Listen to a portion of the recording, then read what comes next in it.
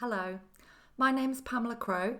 I'm an artist and writer, and I've recently been involved in a project with 2021 Visual Arts Centre called Tactile Optic Shock. It's a creative writing project that we've been running as part of their new digital programme called Soundness. I've been running some creative writing workshops because Tactile Optic Shock has been about capturing different voices of people in the community and capturing their creative writing and putting that creative writing into a new online artwork, which you'll be able to see on the 2021 Visual Arts Centre website. In fact, I do encourage you to go and take a look at it. It's an interactive piece of creative writing using the Twine software, so it enables you to make choices about a journey you take through an imaginary landscape created from these extraordinary new pieces of writing that people have submitted. So part of the project was about generating new writing, and to support that we ran some online workshops.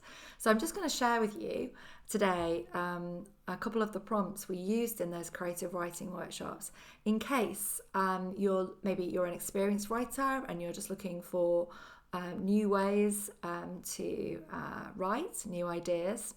Or perhaps you're somebody that thinks, I don't really like poetry, I don't like writing, I don't like reading, but you're interested in having a go. So I'm just going to share with you today some ideas for how you might do that. So the first thing we did was to look at a website called What 3 Words. And we used this website actually in an earlier project, the Of Earth and Sky project that 2021 Visual Arts Centre did with the artist Luke Jerrams, because that was about poetry situated in the landscape in place. And to find where those pieces of poetry or writing were, you could look up the coordinates of these What 3 Words. So it's a website whereby you can identify any area of land around the world by what 3 words.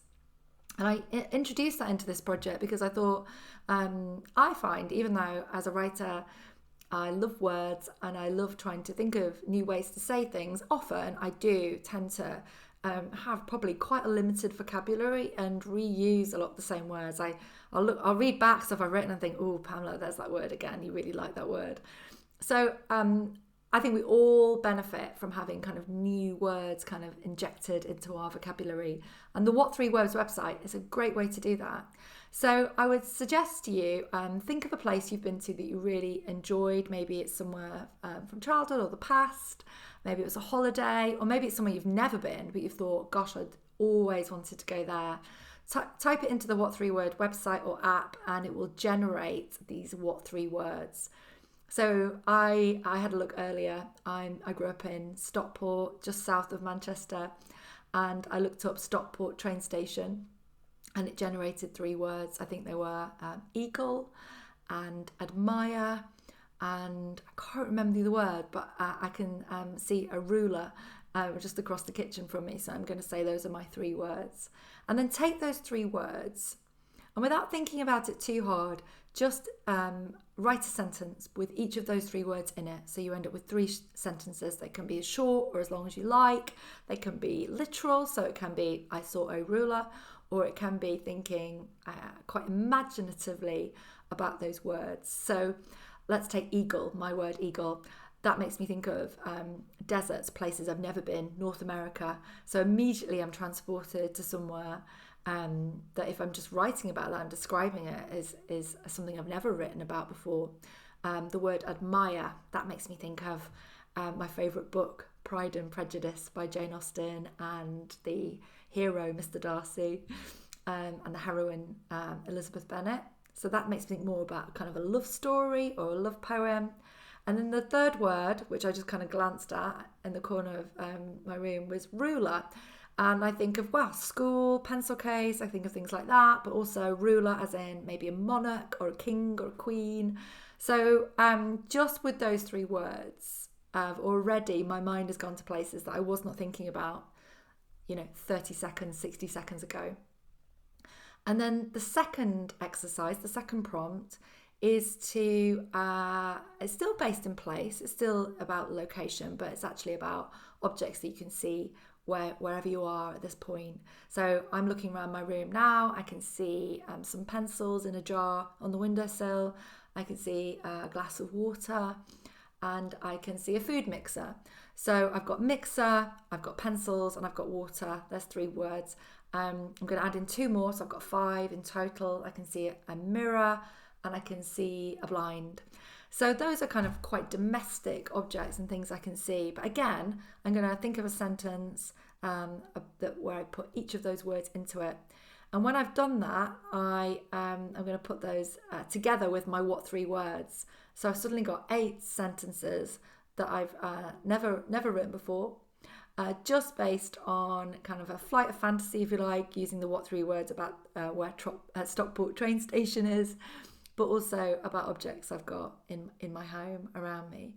And therefore I've kind of generated really quickly a new piece of creative writing.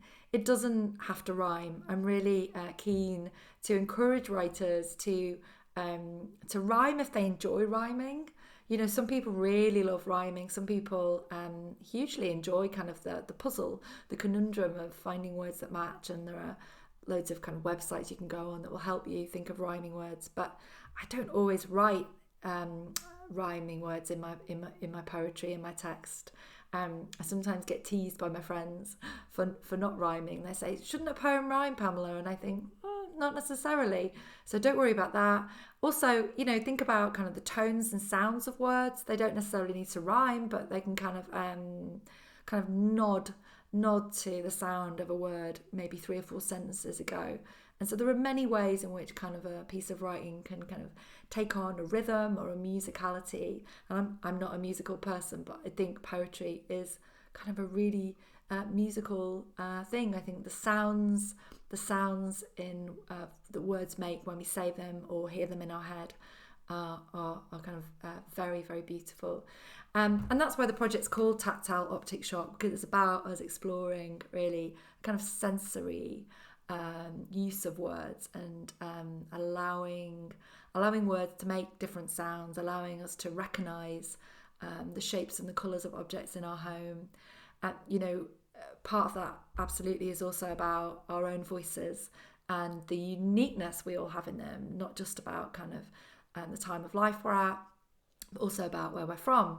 I mentioned that I'm from Stockport, and I know when I say certain words, I have a real strong kind of Stockport twang to it, which I'm quite proud of. So I know when I say the word thing, I tend to have a kind of a ringing sound at the end of it. So put that into your writing too, kind of celebrate your voice. I think creative writing is ultimately not about whether something makes sense.